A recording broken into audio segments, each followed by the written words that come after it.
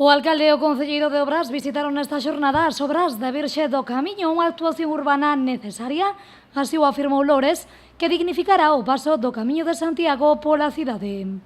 Sabedes que está contratado tamén o Gorgullón, o cual pois queda prácticamente xunto coa Ponte do Burgo completo todo o tramo urbano do camiño ben sinalizado e con calidade para todos os peregrinos que cada vez son máis, ademais do camiño portugués.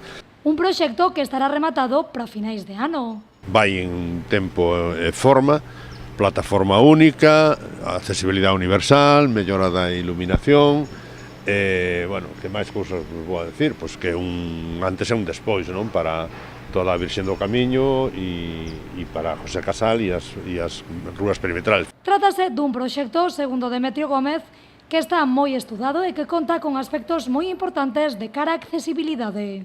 Que eu estaba observando a obra mentras falaba o alcalde, porque aquí hai detalles que poden pasar desapercibidos, pero que son realmente de moito interese. Por exemplo, se vos sabedes, as plataformas únicas son, a veces poden ser un problema de accesibilidade para as persoas que son cegas, que teñen poucos puntos de referencia.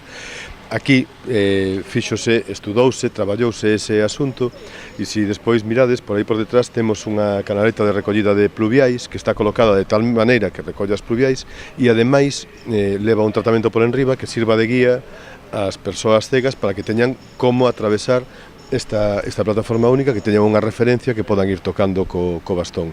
Trátase, segundo Lores e Gómez, dun proxecto de alta calidade e punteiro. En canto ao deseño se refire, un proxecto que conta cun investimento d'1 millón de euros.